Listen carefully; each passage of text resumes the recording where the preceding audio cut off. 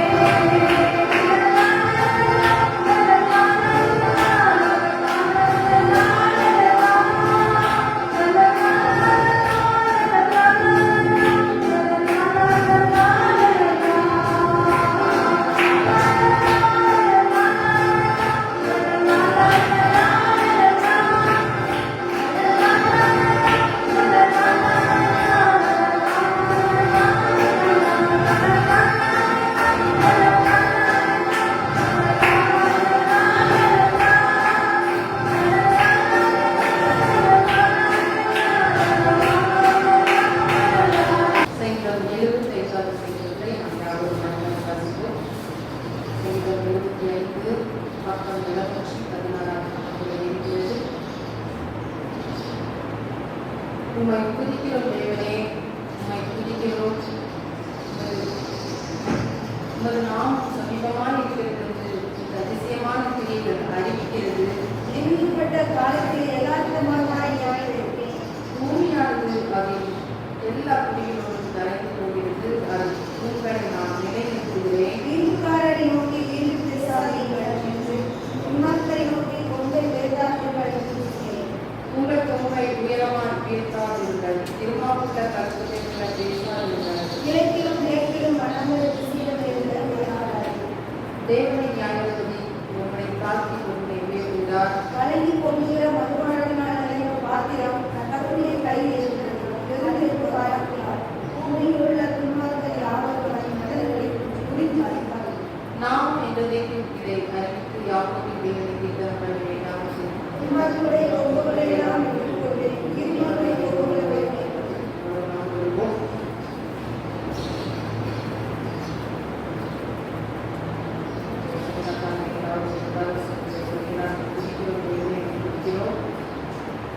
நாமம் சமீபமாக இருக்கிறது என்று அதிசயமான கிரியைகள் அறிவிக்கிறது. இதை சொல்லி இங்கே சொல்கிறது பாருங்கள். உண்மை துதிக்கிறோம். நல்லதாக இயேசு கிறிஸ்துவை தாவீது நல்ல துதிக்கிறவனாய் காணப்பட்டார். எல்லா சூழ்நிலையும் கர்த்தரை துதிக்கிற ஒரு மனிதராய் காணப்பட்டார். மாதிரி கருத்தை சொல்கிறார்கள். துதிக்கிற தேவனை துதிக்கிற நாமம் சமீபமாக இருக்கிறது. அதாவது நம்ம கர்த்தரை துதிக்கும் போது கர்த்தரை நோக்கி கூப்பிடும் போதெல்லாம் அவர் நமக்கு தீர்க்கிறார், சமீபமாக இருக்கிறார். அதுதான் சொல்லப்பட்டிருக்கிறது. நாமும் சமீபமாக இருக்கிறது என்று ஒரு அதிசயமான கிரியைகள் அறிவிக்கிறது. அப்போ நம்ம ஆண்டவரை நோக்கி கூப்பிடும் போதெல்லாம் ஆண்டவர் நமக்கு தீர்க்கிறார், சமீபமாக இருக்கிறார். சமீபமாக இருந்து நம்முடைய கூப்பிடுவதற்கு ஆண்டவர் செவிசாய்ப்பு நமக்கு உதவி செய்கிறது இருக்கிறார். அது மாத்திரமல்ல, இங்கே 6வது வசனத்தில் நாம் பார்க்கிற கிழக்கிலும் மேற்கிலும் வனாந்த திசைகளுக்கு என்ன வராது, ஜெயம் வராது.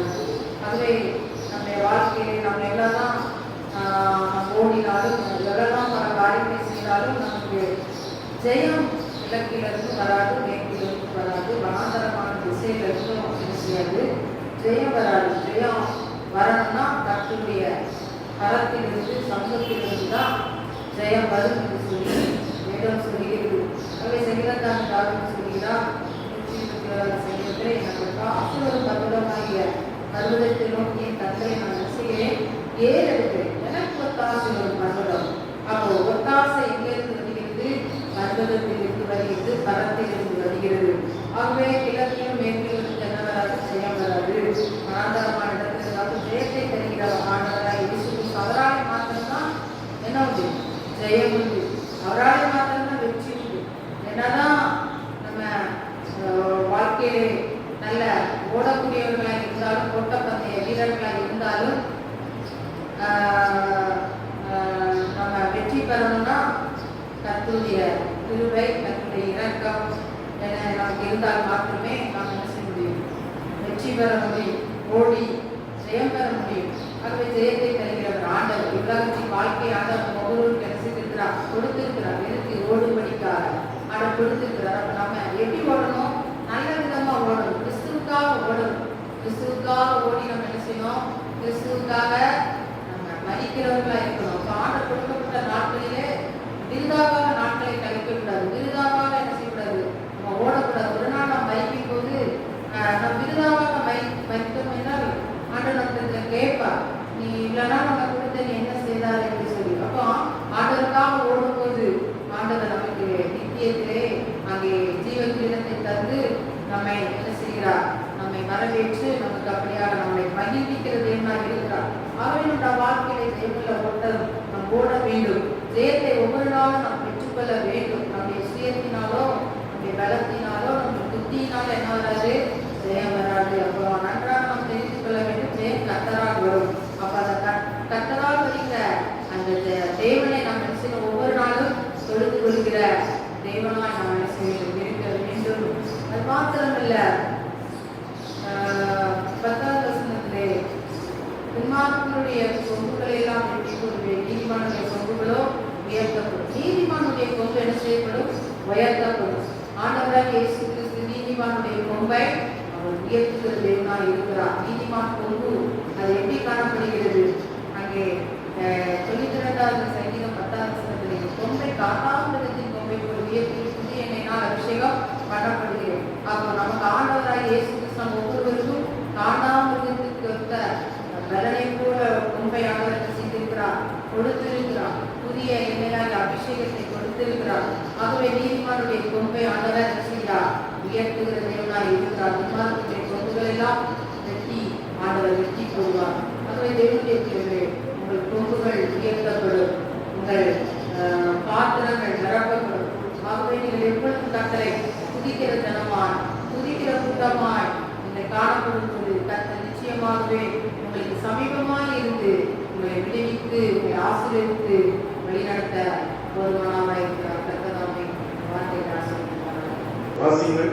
மத்தேயு எழுதின சுவிசேஷம் 4ஆம் அதிகாரம் 4ஆம் வசனத்தை நாம் வாசிப்போம். மத்தேயு எழுதின சுவிசேஷம் 4ஆம் அதிகாரம் 4ஆம் வசனத்தை நாம் வாசிப்போம்.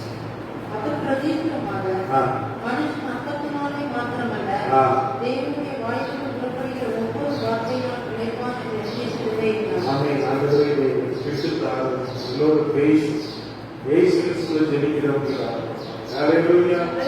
இயேசு கிறிஸ்து 40 நாட்கள் உபவாசம் இருந்தார். அதற்கு முன்னதாக அவர் யோர்தான் நதிக்கரையிலே அவர் ஞானஸ்தானம் பெற்றார். அல்லேலூயா, அல்லேலூயா. யோர்தான் நதி காவிக்கு வரும்போது ஆசாரியரின் கால்கள் அந்த உடன்படிக்கை கட்டி சுமந்து கொண்டு அந்த யோர்தான் நதிக்குள்ளே இறங்கின போது யோர்தான் பின்னிட்டு திரும்பினது. அல்லேலூயா சொல்லுங்க. எலியா இழுத்து கொள்ளப்பட்ட போது எலிசாவை கூட்டிக் கொண்டு போகிறான். கூட்டிக் கொண்டு போகும்போது அவன் அங்கே கில்காலில் இருந்து பெத்தேலுக்கு போகிறான். பெத்தேலுக்கு எரிகோவுக்கு போகிறான். எரிகோவிலிருந்து அவன் யோர்தானுக்கு கடந்து செல்கிறான். அல்லேலூயா. யோர்தானுக்கு போன போது அவன் கேட்கிறான், உனக்கு என்ன வேண்டும் என்று கேட்டபோது, உன்னுடைய ஆவியின் பலம் எனக்கு ரெட்டிப்பாய் வேண்டும் என்று நல்ல அவன் பார்த்து கொண்டிருக்கும் போது அக்னி மயமான குதிரைகள், அக்னி மயமான ரதங்கள் வந்து கொண்டிருக்கும் போது தேவன் அவனை அப்படியே எடுத்துக் கொள்கிறதை எங்கே பார்க்கிறோம். ஒரு அல்லேலூயா சொல்லுங்க. தேவ பிள்ளையே, அருமையான தேவ உலகத்திலே நமக்கு தேவை பணமோ காசோ பொருளோ செல்வமோ அல்ல. நமக்கு தேவை ஆவியின் பலம் ரெட்டிப்பாய் நமக்கு தேவையா இருக்கிறது. ஒரு அல்லேலூயா சொல்லுங்க. அதே யோர்தான் நதிக்கரையிலே யோவான் ஸ்நானகன் எலியாவின் ஆவியை உடைய அந்த யோவான் ஸ்நானகன் வந்து பிரசன்னம் பண்ணின போது அநேகர் மனம் திரும்பி பாவம் மன்னிப்பு அங்கே ஞானஸ்நானம் பெற்று அவர்கள் ஆண்டுடைய சீசர்களாய் மாறினதை குறித்து வாசிக்கிறோம். அல்லேலூயா. இயேசு கிறிஸ்து 30 ஆண்டுகள் கன்னி மரியாளுடைய வயிற்றிலே பிறந்து அப்படி யோசேப்போடு மரியாளோடு இருந்து அவர் இந்த உலக வேலைகளை செய்து 30வது வயதிலே யோர்தான் நதிக்கரையிலே வந்து ஞானஸ்நானம் பெற்று அவர் கரையினுடைய வானம் திறக்கப்பட்டது. தேவ ஆவியானவர் புறாவை போல இறங்கி சொன்னார், இவர் என்னுடைய நேசகுமார், இவரில் நான் பிரியமா இருக்கிற எல்லா கரங்களை சொல்லுவார். இந்த காலங்களிலே கர்த்தர் உங்களை பார்த்து சொல்ல வேண்டும், இவர் என்னுடைய நேசகுமார், இவர் என்னுடைய நேசகுமாரத்தை, இவர்களில் நான் பிரியமா இருக்கிறேன். சொல்லுங்க. ஹல்லேலூயா. இயேசு கிறிஸ்து 40 நாள் உபவாசம் இருக்கும்படியாய் கடந்து சென்றார். குசியாமல் குடியாமல் அவர் இருந்து உபவாசம் இருந்து ஜெபித்தபோது பிசாசு அவர்களிலே கடந்து வருகிறார். ஹல்லேலூயா. எபேசியர் 6ஆம் அதிகாரத்திலே சொல்லப்படுகிறது, உங்களை யுத்தம் மாம்சத்தோடு இரத்தத்தோடு அல்ல, ஆவியோடு துரைத்தலோடு அந்தகார லோகாதிபதிகளோடு உங்களுக்கு போராட்டம். எல்லா காரங்களை கடிகதரை சோதனை அருமையான தேவ பிள்ளையே, நீ ஒவ்வொரு நிமிஷமும் பிசாசு கிரியைகளை நீ அழிக்கும்படியாக உருவாக்கி வைத்திருக்கிறார். பிசாசுடைய வல்லமை எதிர்க்கும்படியான கிருபைகளை உருவாக்கி வைத்திருக்கிறார். பிசாசோடு நீ போரிடுகிற ஒரு தேவ பிள்ளையாக நீ மாற. நல்ல கரங்களை தட்டி கதரை சோதனைப்படுக. அல்லேலூயா. இயேசு கிறிஸ்து பசி அடைகிறார். இயேசு கிறிஸ்துவிடத்திலே இயேசு கிறிஸ்து எப்படி இருந்தார்? அவர் மனுஷ தன்மையிலே இருந்தார். ஒரு அல்லேலூயா சொல்லுங்க. அதில் இயேசு கிறிஸ்துக்கு என்னவா இருந்துச்சு சொல்லுங்க பாருங்க. Praise the Lord. இயேசு கிறிஸ்துக்கு என்னவா இருந்துச்சு சொல்லுங்களேன். சொல்லுங்கம்மா. என்ன தெரிஞ்சா? இயேசு கிறிஸ்துக்கு என்னவா இருந்துச்சு சொல்ல மாட்டீங்களா? அவருக்கு என்ன தெரிஞ்சுச்சு? வாசிங்க. மத்தேயு 4:2 வாசிங்க பார்க்கலாம்.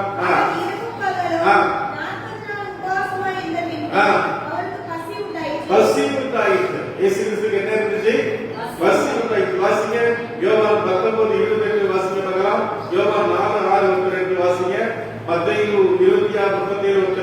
வசனத்தை வாசிக்க பார்க்கலாம். ஏதாவது ஒரு வசனம் யூதேயாவை விட்டு ஏமா யோவான் 19:28 யோவான் 6:4-6 வாசிங்க. யோவான் 19:28 தெரியாதா?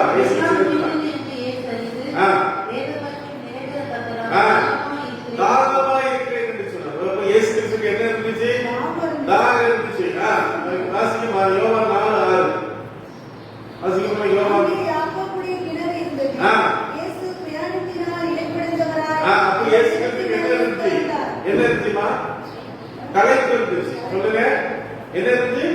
களைப்பு இருந்துச்சு. வாசிங்க மத்தேயு 26:37 வாசிங்க.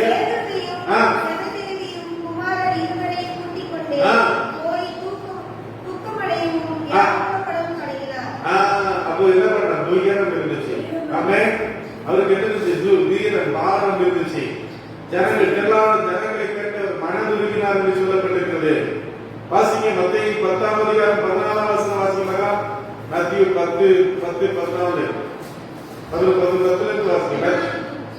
மத்தேயு 10:10 இரண்டு அங்கிகளையாவது பாதரட்சுகளையாவது தடையாவது தேடி வைக்க வேண்டாம். வேலையால் தன் ஆகாரத்துக்கு பாத்திரனாய் இருக்கிறார். எந்த பட்டணத்திலாவது கிராமத்திலாவது நீங்கள் பிரவேசிக்கும் போது அதிலே பாத்திரமானவன் யார் என்று விசாரித்து நீங்கள் புறப்படும் அளவும் அவனிடத்தில் தங்கியிருங்கள். ஒரு வீட்டுக்குள் சரி, மார்க் 3:5 வாசிங்க. மார்க் 3:5 மார்க் 3:5 வாசிப்பாங்க. அவர்களுடைய இருதய கடிதத்தின் விட்டால் அவர் விசனப்பட்டு கோபத்துடனே அப்ப இயேசு கிறிஸ்துக்கு என்ன இருந்துச்சு? கோபம் இருந்துச்சு. இல்லையா சொல்லுங்க. ஆனா இயேசு கிறிஸ்து எப்படிப்பட்டவர்? கோபப்படுகிறவர். இந்த நாட்களில் அம்மா பத்தி சொல்லுன்னு சொன்னாங்க, நம்ம கோபப்படுவாங்க. நம்மளுக்கு சில காரியங்கள் ஒழுங்கு இல்லைன்னா டக்கு டக்குன்னு நினைச்சு நான் கேட்டுருவான். அப்ப அது நிறைய பேருக்கு தெரியாது, பிடிக்காது. ஆனா வேதத்தில் சொல்லும் இயேசு கிறிஸ்துவே என்ன வந்துச்சு? கோபம் வந்துச்சு. கோபம் வந்து பின்னால் அவர் என்ன பண்ணார் தெரியாதா? என்ன பண்ணாருமா? கோபம் வந்தவங்க என்ன பண்ணார்? ஒரு சவுக்கை உண்டு பண்ணி என்ன பண்ணாரா? எல்லாரும் அந்த காசுக்காரர் சபையில எல்லாரும் நிறைய பிசினஸ் பண்ணிட்டு இருந்தாங்க. ஆடு மாடெல்லாம் வித்துட்டு இருந்தாங்கன்னா பலி செலுத்துறதுக்கு என்ன தேவை? ஆடு மாடெல்லாம் தேவை. எல்லாத்தையும் அடிச்சு உடைச்சு வீடு ஜெப வீடு நீங்கள் எப்படி மாத்திட்டீங்க? கள்ளத்துறையாய் மாத்திட்டீங்களே. சொல்லுங்க. யோவான் 15:11 வாசிங்க பார்க்கலாம். யோவான் 15:11 வசனத்தை வாசிங்க. 15:11 லூக்கா 7:9 வாசிங்க பார்க்கலாம். என்ன இருந்துச்சு இயேசு கிறிஸ்துக்கு? அவர் துக்கமா மட்டும் இல்ல, கோபமா மட்டும் இல்ல, அவர் இருந்தாரு, சந்தோஷமாவும் இருந்தாரு. ஒரு அல்லேலூயா சொல்லுங்க. வாசிங்க லூக்கா 7:9 வாசிங்க. லூக்கா 7:9 இயேசு அவர்களை கேட்டு அவனை குறித்து ஆச்சரியப்பட்டு அல்லேலூயா. ஒரு காரியம் ஒண்ணு நடக்க போதுன்னா நீங்க என்ன செய்ய மாட்டீங்க? இது ஒரு காரியம் ஒண்ணு நடக்க போது முன்னாடி தெரிஞ்சா நீங்க என்ன செய்ய மாட்டீங்க? ஆச்சரியப்பட மாட்டீங்க. அப்ப இயேசு கிறிஸ்துக்கு எல்லாத்தையும் என்ன தெரியும். ஒரு காரியம் நடக்க போதுன்னா முன்னாலே வேறு சொல்லி அவர் என்ன ஆச்சரியப்பட்டார். ஒரு அல்லேலூயா சொல்லுங்க. அவர் ஆச்சரியப்பட்டார். அப்போ அவர் 100% இருக்கிறார். மனுஷனை போலவே இருந்தார். அல்லேலூயா. அல்லேலூயா. யோவான் 19:34 அவர் சரீர பிரகாரமாய் வேதனை அடைந்து சிலுவையிலே கதறி ஏலி ஏலி லாமா சப்தானி தேவனே என் தேவனே ஏன் கைவிட்டீர் என்று சொல்லி அவர் வேதனை அடைந்தவரா எல்லாவற்றையும் அவர் தாங்கினார். அல்லேலூயா. முஸ்லிம்ஸ் பாத்தீங்கன்னா அவங்க இயேசு கிறிஸ்துவின் அந்த இறக்கம் அவர் சிலுவையில் அறையப்பட்டார் நம்புவாங்க. ஆனா அவர் மரித்தார் என்றதை என்ன செய்ய மாட்டாங்க. நமக்கு இருக்கிற ஒரு பெரிய கிருபை என்னன்னா என்ன அர்த்தம் சொல்லுங்க. ரட்சிப்பேற்றால் என்ன அர்த்தம் சொல்லுங்க. ரட்சிப்பேற்றால் வாசிங்க. ரோமர் எழுதின புஸ்தகம் 10ஆம் அதிகாரம் 10ஆம் வசனம் வாசிக்க 9:10 நினைக்கிறேன். 8:9-10 உன் வாயினாலே அறிக்கையிட்டு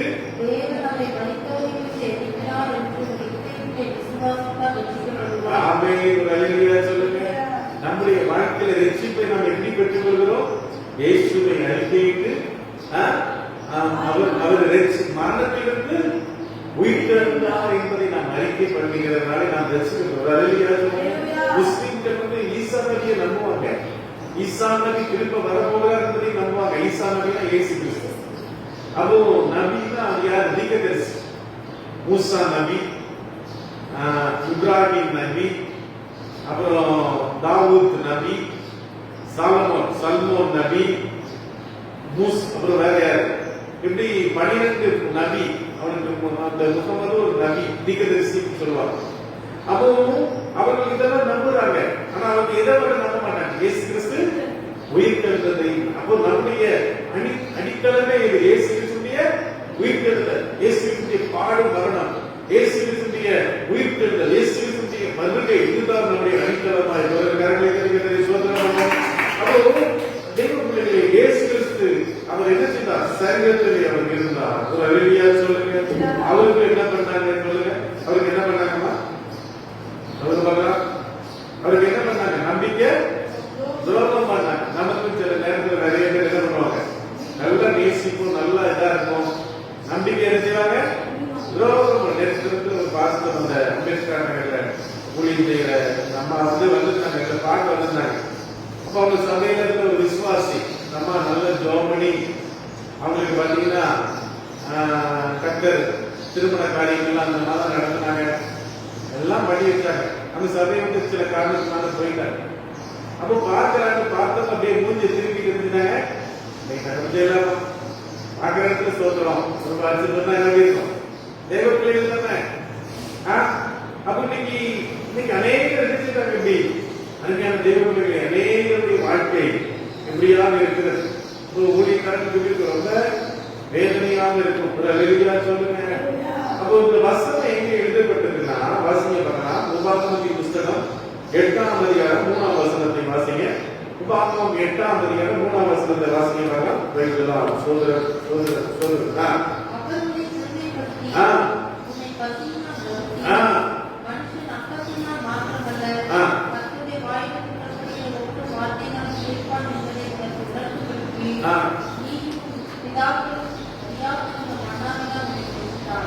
அப்போ பைபிள் வசனத்தை படித்தால் பசி தீர்த்து விடுமா?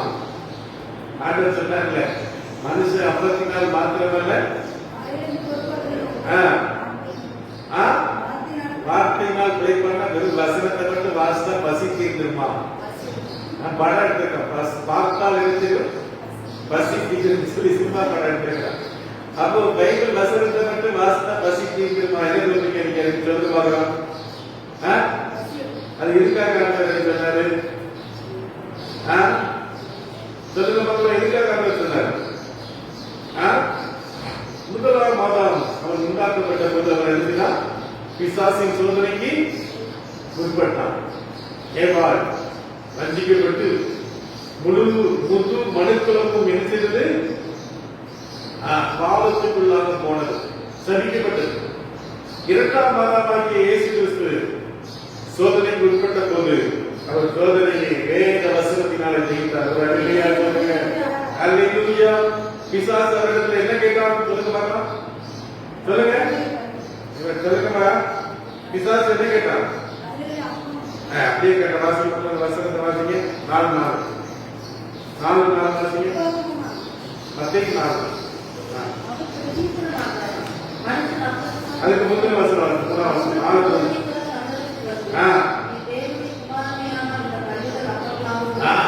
பிசாசு கேட்டது என்ன? ஆண்டவர் யாரு? ஒரு சந்தேகத்தை உண்டு பண்ணா. ஏவாள் வந்து சொன்னா, நீ இந்த கனியை குடித்தா நீங்களாம் எப்படி மாறுவீங்க? கடவுளை போல மாறி. அவன் ஆசைப்பட்டான், நான் வானத்துக்கு ஏறுவேன், தேவனுடைய சிங்காசனத்தின் மேலாக வீட்டிருப்பேன் சொல்லி ஆசைப்பட்ட போது அவன் தள்ளப்பட்டான். அதே ஆசையில யார்கிட்ட தூண்டி விட்டான்? யார்கிட்ட தூண்டி விட்டான்? இயேசுகிட்ட தூண்டி விட்டான். அல்லேலூயா சொல்லுங்க. அல்ல இயேசு சொன்னார், நான் தேவனுடைய குமாரன் தான், ஆனால் உன்னுடைய வார்த்தைக்கு நான் கீழ்ப்படிய மாட்டேன். அல்லேலூயா சொல்லுங்க. நீ பிசாசு நம்மளை வந்து சோதிப்பான். நீ இதை பண்ணு, அதை பண்ணு, அப்படி செய்ய, இப்படி செய்யுமா? ஓ, நான் ஏசு அப்பா இல்லை, ஏசு நான் பரலோகத்துக்கு போகணும். ஒரு அல்லேலூயா சொல்லுங்க. அல்லேலூயா. அல்லேலூயா. எங்க அம்மா செல்போன் இல்லாம இந்த காலத்துல யாராவது இருப்பாங்களா? யாரா இருந்தாலும் இருக்கு. ஒரு சின்ன செல்போனா தான் எழுதிவாங்க. அவங்களுக்கு செல்போன் கிடையாது. அவங்க ஒரு நாள் தலைக்கு கையெழுத்தது இல்லை, ஒரு நாளும் மூஞ்சில ஏதாவது கேரளாவையோ லிப்ஸ்டிக் வந்து போட்டதில்லை. ஆண்டோடைய ராஜ்யத்துக்காக தன்னை அப்படியே ஒப்பு கொடுத்தாங்க. ஒரு அல்லேலூயா சொல்லுங்க. அப்ப தேவ பிள்ளைகளே, இன்னைக்கு நாம் எதுக்காக ரட்சிக்கப்பட்டிருக்கிறோம்? இன்னைக்கு எதுக்காக ஆண்டோடைய பிள்ளைகளாய் மாறி இருக்கிறோம்? ஆண்டவருக்காக நம்முடைய வாழ்க்கையை ஒப்பு கொடுக்கணும். ஒரு அல்லேலூயா சொல்லுங்க. கிறிஸ்துவுக்காக நாம் ஆடணும். இந்த உலகம் அல்ல, இந்த உலகம் ஒரு நாள் அழிந்து போகும். நீ எவ்வளவு கோடி சொத்து இருந்தாலும் ஒரு நாள் என்ன செய்யணும்? எல்லாத்தையும் விட்டுட்டு தான் என்ன செய்யணும்? போகணும். ஒரு அல்லேலூயா சொல்லுங்க. இது கொண்டு போக முடியுமா? தங்க போட்டு கையை அறுத்தாத நகம் வரல. நான் பார்த்திருக்கேன். நம்ம பாஸ்டர்மாவுடைய அத்தை வந்து நல்ல வசதி படித்தவர். அவங்களும் டீச்சரு, அவங்க ஹஸ்பண்டும் டீச்சர். இப்போ அவங்க நல்ல வசதி, நல்ல நகை அவர் சொல்லுவாங்க. அவன் நிறைய நகை போட்டு நல்லா இருப்பாங்கன்னு சொல்லி. ஆனா மறிக்கும் போது நான் அந்த கருத்தத்துக்கு போயிருந்தேன். பார்த்தா அந்த நகை ஒரு மோதிரம் வரமாட்டேன்னு குடிச்சு என்ன பண்ணாங்க, இழுத்து கொஞ்ச கையை விரலே உடச்சி அதையே எழுதிட்டாங்க. சரி, அதையாவது போட்டு உருவாக்கணும் எழுதில விடல. என்ன ஆகும்? என்ன ஆகும்? விட்டுருந்தா என்ன ஆகுமா? என்ன ஆகும்? ஒருவேளை அதையே போட்டு பேசுறாங்க என்ன ஆகும்? என்ன ராத்திரி திருட வந்து என்ன பண்ணுவான்? சென்னையில் ஒரு பாஸ்டர் என்ன பண்ணியிருக்காரு, ஒரு சர்ச்சை விசுவாசி வந்து அடக்கம் பண்ணியிருக்காரு. அடக்கம் பண்ணிட்டு வந்தாச்சு. கதவு எல்லாரும் மகன் வர லேட் ஆயிடுச்சு. மகன் போய் அப்பாவுடைய கல்லறையாவது பார்க்கணும்னு போயிருக்கான். 2 பேர் என்ன பண்ணிருக்கான், சுண்ணத்தை எடுத்து நல்ல கறியெல்லாம் வெட்டி எல்லாம் வெட்டிட்டு இருக்க. இருக்கு கறி போற. அதுல இருந்து அவரு மட்டனை சார மாட்டாரா? அதை பார்த்தது தெரிஞ்ச மாட்டாரா? எப்படிதான் நடக்க வச்சுக்கல உலகத்துல. அப்போ அருமையான தெய்வ பிள்ளைகளே, இன்னைக்கு அப்படியாக இருக்கிறது உலகம். வீட்டை பூட்டிட்டு தெரியல, போக முடியல. வீட்டுக்கு வந்து பார்த்தா வீட்டை உடச்சு எல்லாத்தையும் என்ன பண்ணிடுறாங்க. அது எந்த வீடாக இருந்தாலும் என்ன பண்ணிடுறாங்க, ஏன் குதிச்சு எல்லாத்தையும் பண்ணிடுறாங்க. அப்படிப்பட்ட உலகமாக உலகத்திலே நாம் வாழ்ந்து கொண்டிருக்கிறோம். ஒரு அல்லேலூயா சொல்லுங்க. இயேசு கிறிஸ்து அவருடைய வாழ்க்கையிலே ஒரு தேவனுடைய குமாரன் என்பதை அறிந்திருந்தார். அல்லேலூயா. நீங்கள் நான் யாரு? தேவனுடைய பிள்ளைகள். பிசாசு சொல்லுங்க, நீ தேவனுடைய பிள்ளையா? நீ தேவனுடைய பிள்ளைன்னா இது பண்ணி பார்க்கலாம். நீ தேவனுடைய பிள்ளைன்னா அப்படி செய்ய பார்க்கலாம். நீ தேவனுடைய பிள்ளைன்னா சண்டை போட பார்க்கலாம். அப்படிமா நான் தேவனுடைய பிள்ளை. ஒரு அல்லேலூயா சொல்லுங்க. தேவனுடைய வார்த்தை எனக்குள்ள இருக்கிறது. ஒரு அல்லேலூயா சொல்லுங்க. நாமே வாசிக்க பார்க்கலாம். யோவான் 6:31 வாசிக்க பார்க்கலாம். யோவான் 6:31 9 சரி 6:31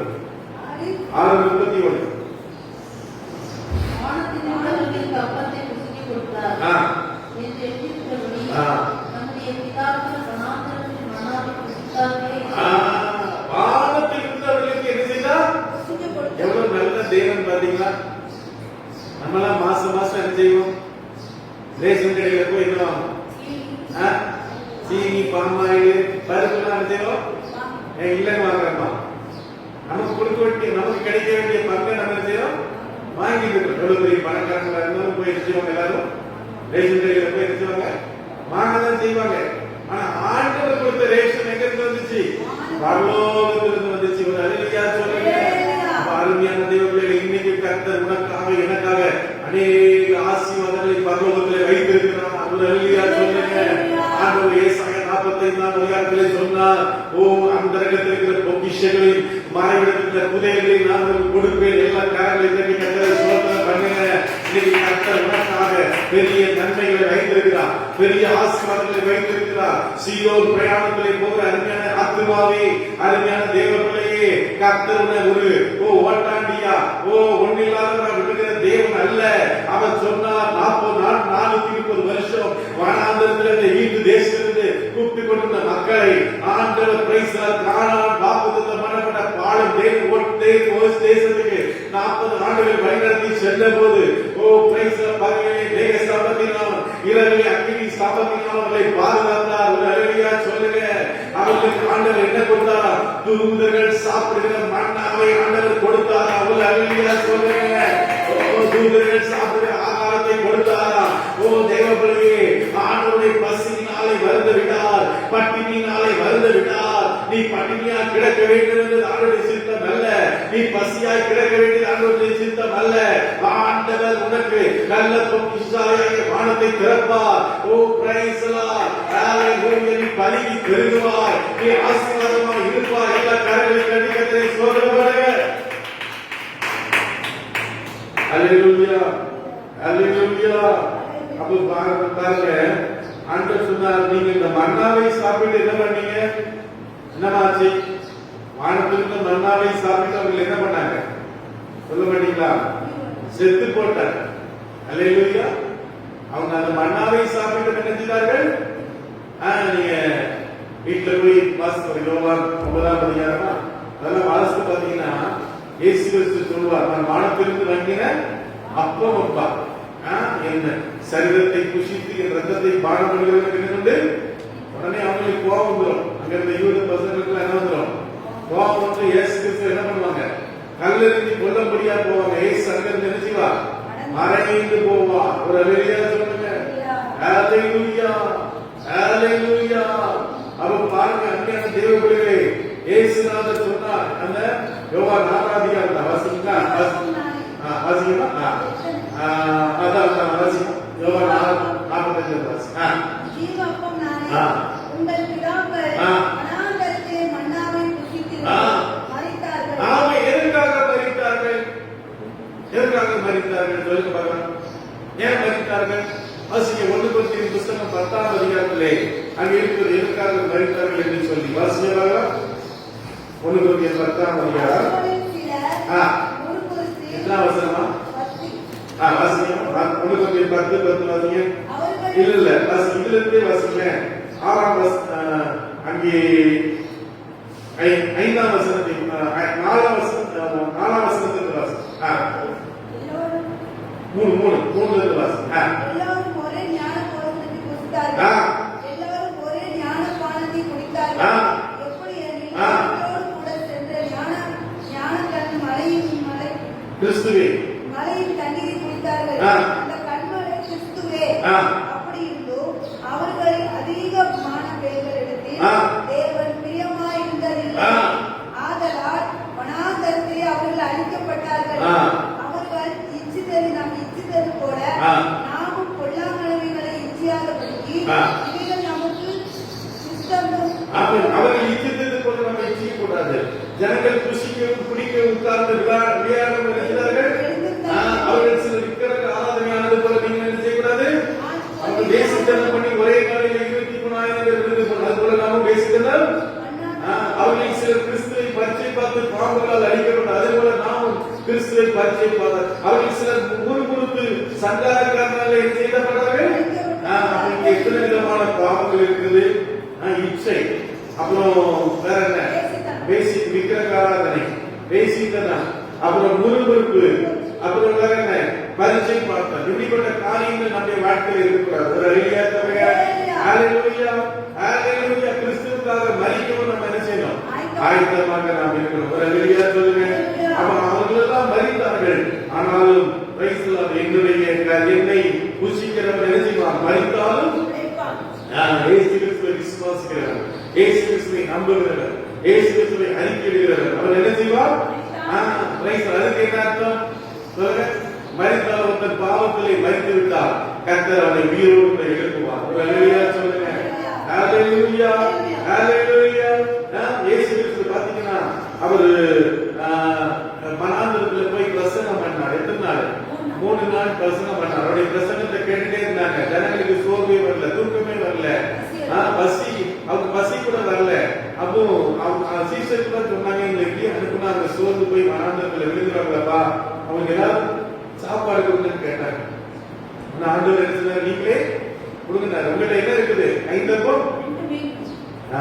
அந்த 5 அப்பத்தையும் 2 மீனையும் எடுத்து ஆண்டவர் என்ன பண்ணாரு?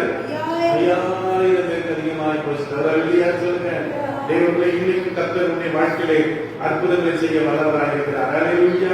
இயேசு கிறிஸ்து அன்னைக்கு நேமித்தவர்களை அவர் அவர் இருந்து கொண்டு சொன்னார், நானே ஜீவ அப்பம். ஓ, நான் உங்களுக்காக மரிக்க போகிறேன். என்னுடைய சரீரத்தை நீங்கள் புஷித்து என் ரத்தத்தை இன்னைக்கு நம்ம கர்த்தருடைய சரீரத்தையும் ரத்தத்தையும் புஷிக்கும்படியாய் பானம் பண்ணும்படியாய் இருக்கிறோம். அருமையான தெய்வங்களே, இன்னைக்கு பாருங்க, இதை நம்ம செய்து கொண்டிருக்கிறோம். ஒரு ஊழியக்காரர் சொன்னார், எசிகா பிரான்சிஸ், நம்ம அப்பாவுக்கு ஹார்ட் அட்டாக் வந்திருக்கு. ஹார்ட் அட்டாக் வந்தப்போ டாக்டர் சொல்றாங்க ரொம்ப நாள் இருக்க மாட்டாங்க. அப்போ அந்த அக்கா நம்ம எஸ்ஐக்கான ஒய்ஃப் வந்து ஜெர்மன்காரன், நம்ம பேரு பெனிட்டா பிரான்சிஸ். அப்ப அந்த அண்ணா சொல்லிருக்காங்க, நம்ம டெய்லி என்ன செய்வோம், கர்த்தருடைய பந்தியை நம்ம என்ன செய்வோம், எடுப்போம். டெய்லி நம்ம கர்த்தருடைய பந்தியை எடுப்போம்னு சொல்லும்போது 90 வயசு வரைக்கும் ஆண்டுகிறார் வெளியா சொல்லுங்க. அப்ப அருமையான கர்த்தருடைய பந்தி அது நம்மை பலப்படுத்துவதாக இருக்கிறது, நம்முடைய சரீர வியாதிகளை மாற்றுகிறதாக இருக்கிறது. ஆகவே நம்மை ஒப்பு கொடுக்கும் கர்த்தர் நம்மை ஆசீர்வதிப்பார். எல்லாரும் கண்களை கூடி நாம் செபிப்போம். இந்த காலங்களிலே நாம் தேவ சமூகத்தை நம்மை ஒப்பு கொடுத்து நாம் செபிப்போம். அல்லேலூயா.